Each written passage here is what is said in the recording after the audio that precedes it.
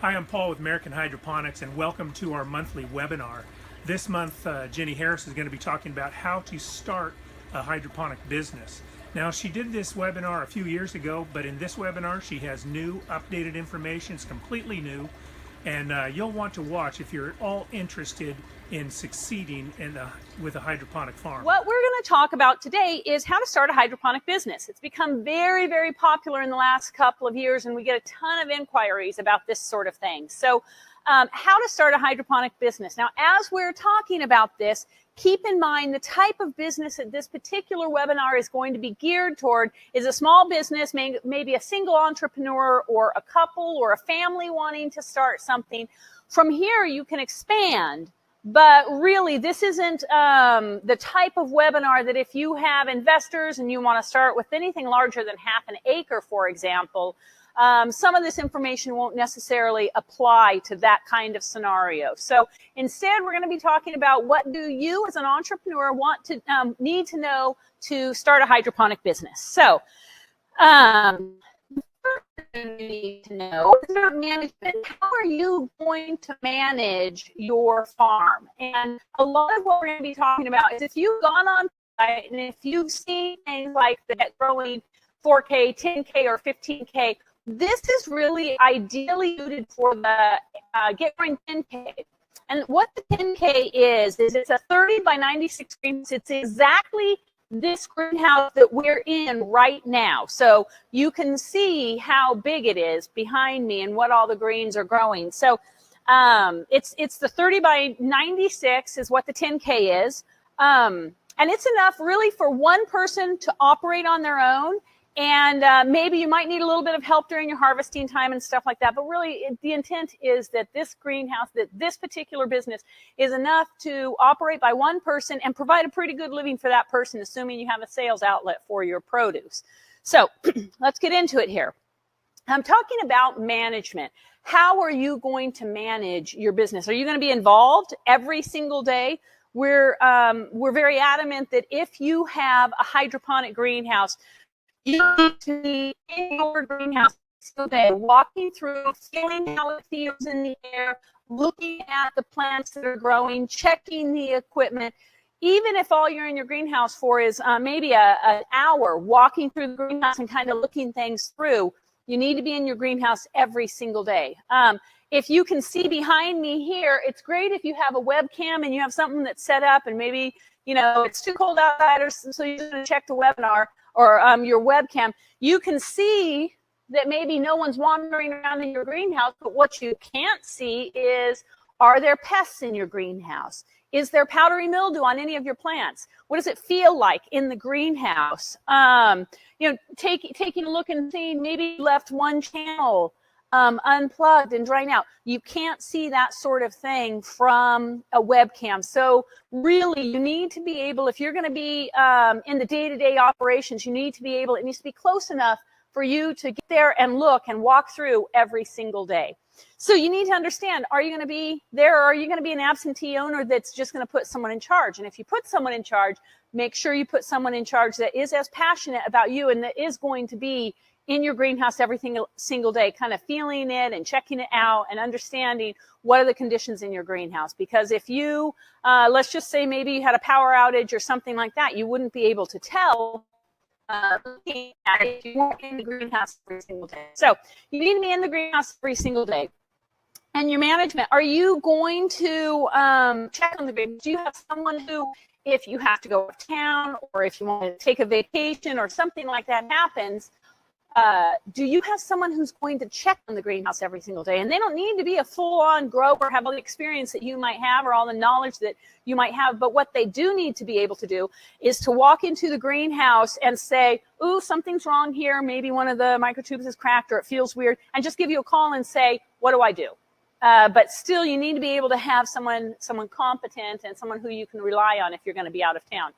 Another question that you need to understand from the management is, are you intending to run this business all year round? Which is the beauty of hydroponics and controlled environment ag, is that you can provide this kind of beautiful produce year round. So maybe there's where you live, you're not able to grow year round. Well, in a controlled environment like this greenhouse, this commercial greenhouse, you really can grow year round, and you can sell your produce year round. The other thing that just reminds me to say, really everything I'm talking about right now, it's solid just business practices. What you need to know, we have a lot of international customers. We have a lot of people who are watching this webinar who are not in the US or in North America. A lot of the stuff I'm talking about, while it's just sound business practices, also relates specifically to North America and how we do business here. So that's just a little disclaimer. The next thing to consider is what kind of capital is needed. So what do you need up front to get growing? How much is your total budget for the project? Is your budget, does your budget include construction of the greenhouse? Does your budget include maybe a cement pad? Are you going to have to pay lease or rent or permit? All of this sort of stuff. So, for example, this entire greenhouse, this is a commercial greenhouse, small polycarbonate, galvanized steel. It's 23 feet high. It's got a shade curtain. It's got the environmental control. It's got a heater, CO2 fans, the air growing system. This is about $135,000 investment, and it's for structure and everything I just told you, including growing supplies and everything else. What that doesn't include is construction of the greenhouse, and it doesn't include the cement pad. So you need to understand how much money up front do you have to get started with your business. Are you going to have to purchase the land? Are you going to have to pay for permits on the land? Construction. What about cold storage? If you're not going to harvest and deliver the same day, you're going to need some cold storage. So you're going to need to factor that sort of thing in. All of these things, as you're putting together your budget, you need to understand all these components. While we can provide everything, like I said, all the structure, the greenhouse and the environmental controls, the heater, the CO2, the shade curtain, the growing system itself, the environmental, the growing supplies, and all of the prop system, we can't supply the construction, and we can't supply the cold storage, all of that sort of stuff. So you need to understand what are those costs. We can help you with that, of course, but those are all going to be added into starting a hydroponic business. Now, let's just be straight up here. One of the drawbacks about hydroponics is the upfront cost. It is not cheap to get started on this, but a greenhouse like this, again, as I mentioned, this is a commercial greenhouse. This greenhouse will last you for, I think it has a 20-year warranty on it, and it can easily last you for 25, 30 years.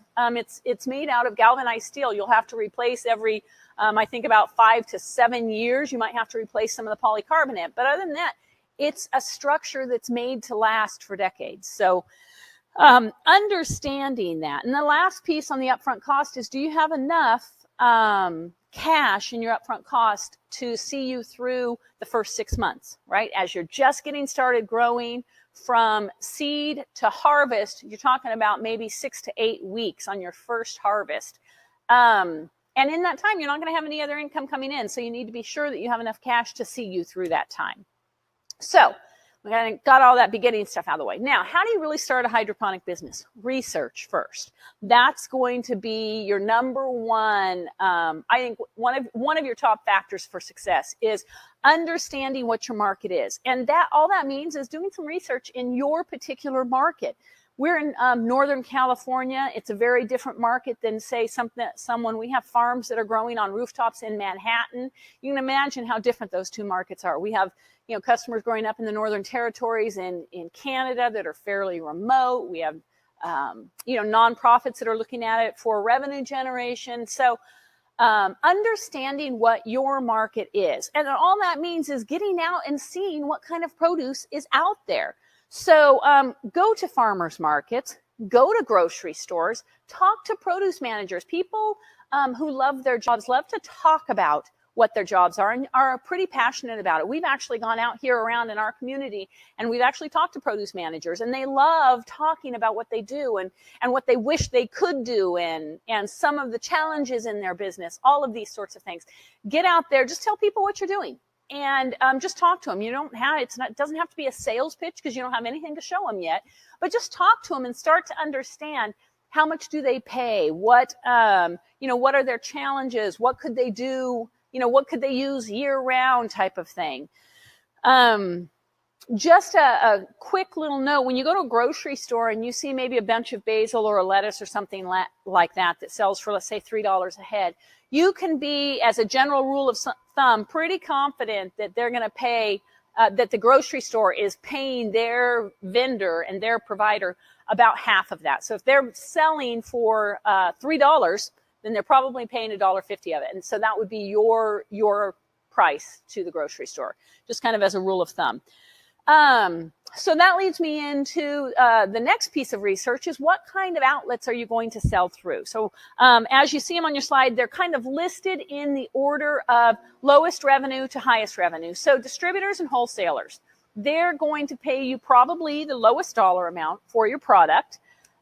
We generally use about $1.50 for anything, whether it's the chard or the lettuce or the basil, culinary herbs, anything like that. We generally find that anywhere in North America, our customers can get about $1.50 as a wholesale price. Now, wholesale and distributors are great because even though they may be the lowest price point for you, what they'll do is they'll take the largest quantity for you.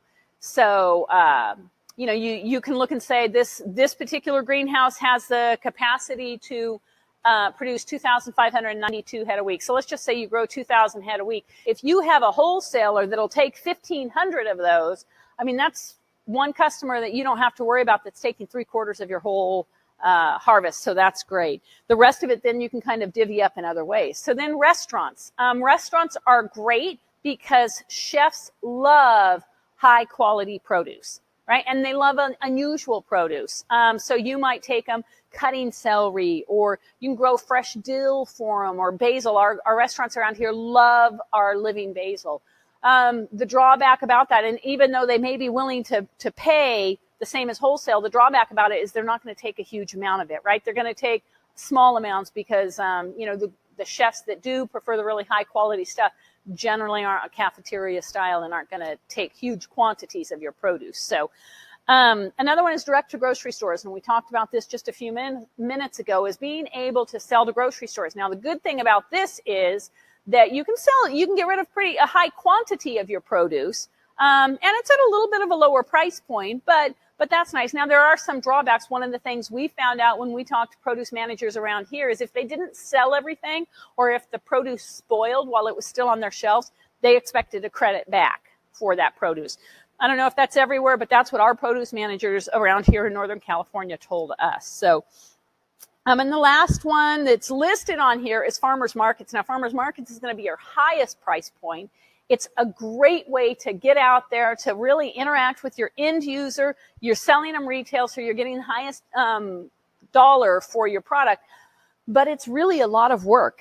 And you have no idea whether you're going to come home with any product or not. So you haven't pre-sold anything by the time you go to farmers markets. So, but it is a great way to be able to kind of interact with customers, hear their comments, talk to them about what you do, and form a little bit of a clientele that expects, that it looks for you at all the farmers markets. Another one that's not on there is what's called a CSA, a community sponsored agriculture. And that, like farmers markets, is great because you do get a really high price point for it, but you've pre-sold everything. So we'll talk about that maybe in a different one, but it's called a CSA. You can kind of look it up and do a little bit of research. A CSA is another great way to sell some of the produce that you have there. So, so then the last little bit of research is land and space. What kind of space do you need? Like I said, this is a 30 by 96 greenhouse. It's 2,880 square feet for just the greenhouse. So you need to look and consider, do you have space in your own land to put up a greenhouse? You're going to need at least twice the amount of space as what your actual greenhouse is, just as a general rule of thumb. So if you have an acre available, the largest facility that you'll be able to put up is about half an acre. So that's just kind of a rule of thumb so you can understand what kind of space. The other thing is you need flat land, right? So if you have real hilly land, it's going to cost a lot of money to prep that land and to prepare it. One, to be able to bring utilities to it, because your greenhouse has to have utilities, and two, to be able to level it. So if you're going to have to excavate or anything like that, that could be a big drawback in the cost of prepping your land. The other piece is where are the trees? Where is there going to be shade? You don't want any shade hitting your greenhouse at any time during the year, because that's just going to slow down the growth in that particular area of your greenhouse. And you think, well, it's only shade for a couple of hours a day, no big deal, but it really is a big deal, and it really will slow down the growth. So you want full sun hitting your greenhouse the whole day long. Plants need anywhere from 12 to 14 hours of sunlight a day, or of light a day, to grow to their full potential. So you don't want a couple of hours of that being taken out by shading or trees or anything else, or maybe another building might be close by. So that's something to think about when you're prepping your land and your space. Okay, so preparing legally and financially. Again, we talked about the finances, understanding what your budget is. You probably need to enlist an attorney or someone who knows the laws in your area to understand what kind of business are you going to form. Are you going to form a partnership? Are you going to form a sole proprietorship? Are you going to form an LLC or an S Corp? How exactly are you going to put together your business, and what sort of permits are you going to need for that? Again, permits, that's of course going to greenhouse permits. So, oftentimes we get a lot of inquiries of people who want to start their businesses, and they say, we walk them through all these questions, and they say, I don't need any permits. It's going up on my land and it's agricultural. And we encourage them to really check into that and make sure.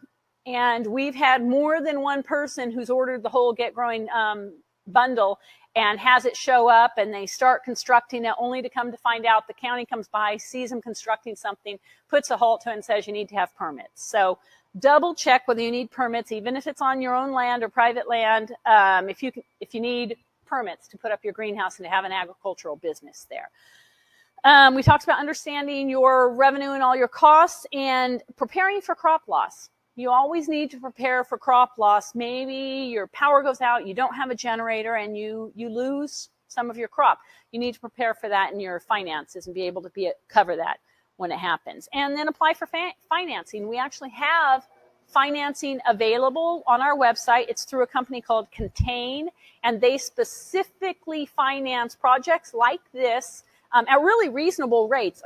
I think the last person who did it a few months ago, I think it was like at a 6% over 5 years. So it's fair and reasonable rates, and they specifically do controlled environment and indoor agriculture. So you can talk to them and see how they can help you in financing your project.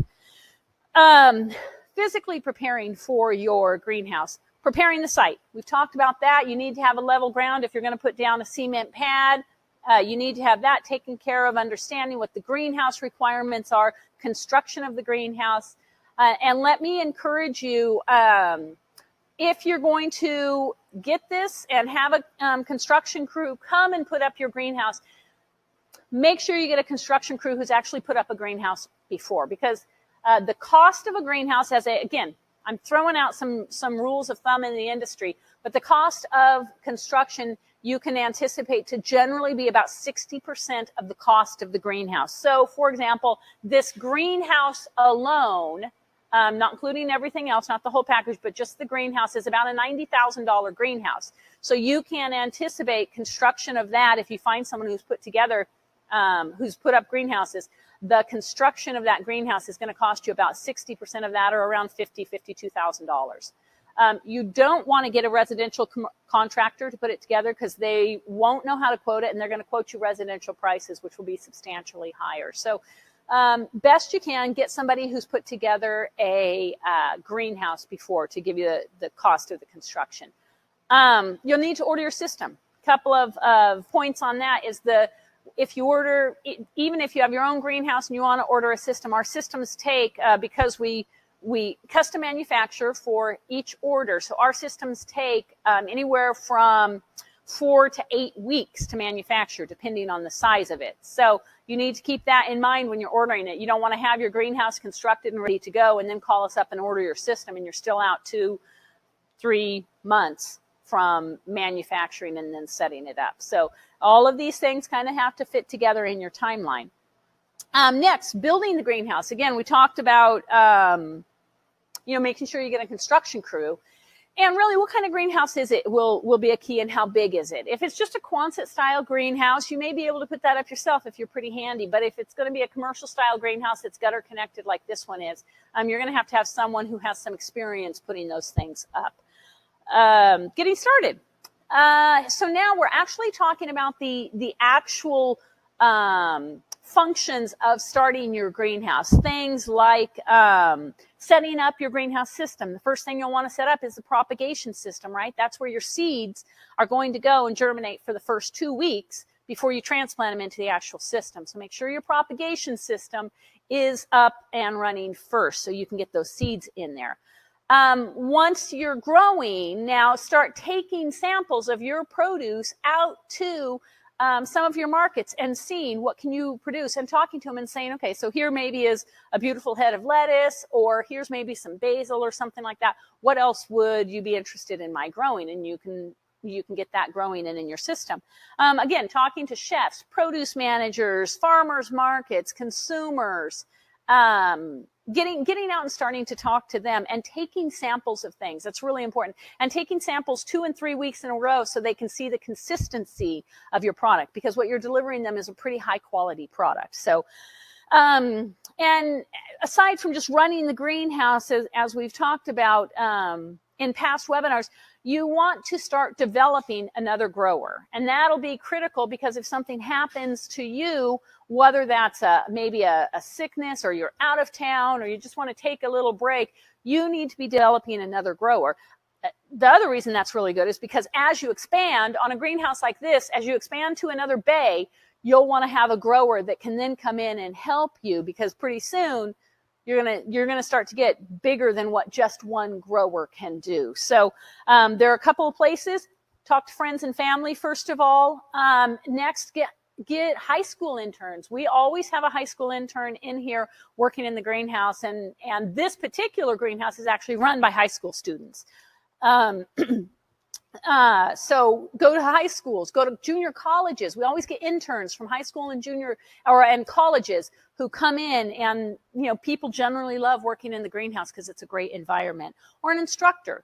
Talk to an instructor, have them come in, and then tell them, hey, I'm going to be gone for a few days. Can you just go in and check on the greenhouse? Can you seed for me, or something like that? So super fast, everything we've just gone through. Now, the next slide you're going to see, it's going to stay up there for a second, because this is just a very brief summary of what your profit and your costs could look like in your business. Now, we actually have a business plan. If you go on our website, we have a business plan. It's $250. It comes with a detailed Excel spreadsheet that allows you to customize it fully to the size, what you want to grow, what your costs might be in your area, what your revenue might be in your area. And it also comes with about an hour and a half to 2 hours worth of consulting time from either myself or our director of operations, or our head grower, our vice president. So that's invaluable time, and that's at your schedule. So we can be available at your schedule with your specific location in mind and your specific plan in mind. So what this little chart that you have in front of you, again, it's pretty general, but let me just walk you through it. It's for this size of greenhouse right here. It's a 30 by 96 greenhouse. It's 2,880 square feet. This greenhouse has the ability to produce 2,592 plants every single week. Now, we absolutely know it can produce that much. We've been doing this for 35 years. We know that it can do that. The trick is, can you sell that much produce, right? You have to have an outlet for you to generate revenue. It's not just that it produces that much, but you have to have an outlet to sell it as well. So you can see now there's 2,592. That comes out to about 135,000 head a year. Now, we know, and we would never suggest that you base your budget on that number, because we know something's going to happen, and maybe seeding goes wonky, maybe you get a genetically deformed plant in there or something. So we would never tell you to use 100% of that number. So the next line you see there is market loss. And all that means is we have down a 20% market loss. Reality is, if you're a brand new grower doing something like this, you're probably really going to have a 30% market loss. But you're going to get better and better and better after a few months' time. And if you can hit this 20 to 15% market loss in your produce, you'll be doing really great. Some of the best growers, indoor growers, probably have about a 5 to 7% market loss, which is really outstanding. But those are people who've been doing this for a long time. So you see that market loss, it brings your number down to just over 2,000 plants a week, which is what you should shoot for in your revenue numbers. And you're going to sell that per head or per unit at about $1.50, which again, we have customers, $1.50 is pretty much in North America standard average number. We have customers who sell it for $1.65 a head, and we have some customers who sell it for $1.25 a head. It depends on what your market demand. So you can see that revenue with a 20% market loss is about $162,000 a year. Now, sounds great, but out of that is going to come a couple of numbers. Your direct costs are going to be the cost of your growing medium, the cost of your seed, the cost of your nutrient, and the cost of your packaging. Those are going to be some of your biggest individual costs. So your Oasis or your Rockwool, whatever you use, we use Oasis. So it's going to be that costs about 1.5 cents per plant. Your nutrient is about 4.2 cents per plant, assuming you use Amhydro's lettuce nutrient or our Tasman Bay or something like that. It's about 4.2 cents per plant. Your seed is going to be about 2 cents each. And then your packaging. There's a whole webinar on packaging because packaging is a big, big deal. It's going to be the biggest cost of your individual plant. If you sell to grocery stores, they may want it in a clamshell. Those clamshells are very expensive. They can be easily 20 cents a piece for just an individual clamshell. And then if you put your label on top of that, you're talking, maybe best case scenario, maybe you're talking 7 or 8 cents a piece, probably more than that. So you can look and see that your packaging per plant, that you're getting $1.50 for the plant, just your packaging is coming in at 27 to 30 cents a plant. That's a huge piece of it. So packaging is a big piece. And again, in the business plan, we go through a lot of that and give you maybe some other ideas for packaging that might help. But so you can see your direct costs out of your $162,000, you can see your direct costs are about $38,000. And then there's the operating costs, and these will be super unique to you and your location. So how much utilities? What kind of utilities will you need? Are you in a cold climate that during 4 or 5 months out of the year you need to add supplemental lighting and you need to add heat into your greenhouse? Or are you at a southern location where you don't need any of that sort of stuff and it's a lot cheaper? That will be specific to your location. So in the in the operating costs, do you have to pay land, rent or lease or anything like that on your land? You have to figure that in. What about insurance for your business? You have to figure that in. Some distribution costs, right? You're going to have to drive around delivering, or are people going to come and pick it up at your greenhouse? There's also in that number, as you can see right there on the chart, there is also a $46,000 a year salary for the owner, as well as some part-time help at $15 an hour that comes in, and that works out to about $94,000 a year. So again, that's in the business plan that you buy. There's all those detailed lines, and you can fill that out to what your specific situation is. But then you can see, even with those costs, you still can come out with a profit of about $43,000 that then you can use to expand your program, or maybe you want to try something different or add another greenhouse on. But you can see it can be a very profitable venture. So I know that was all super, super fast and a lot of information, but remember, you can always go back through YouTube and watch this whole video again and kind of pause it and write some numbers down. We also have the business plan in our website.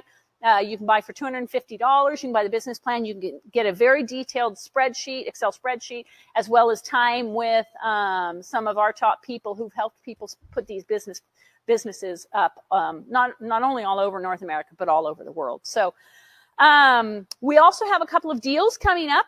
want to share that with you. We have, if you've been a fan of Am Hydro or watched us for the last couple of years, you know we do 12 days of deals.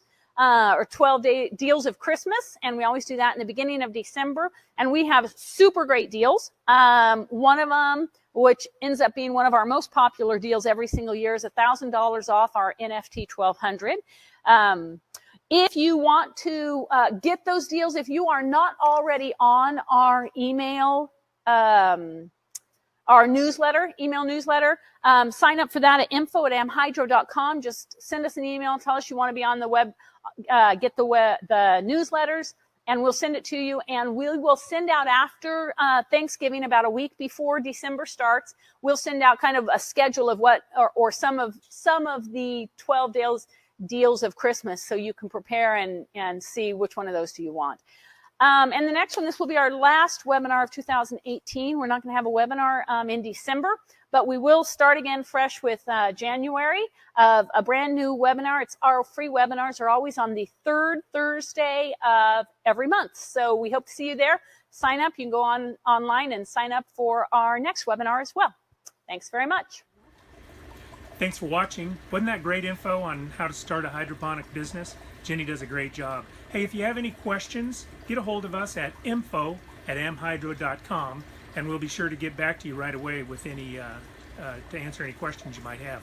Also, coming up in December, we won't have a webinar, but be on the lookout for our 12 deals of Christmas. These are 12 great deals for your hydroponic business starting December 3rd. We'll have a new deal every day for 12 days. Again, I'm Paul with American Hydroponics. Thanks for tuning in today.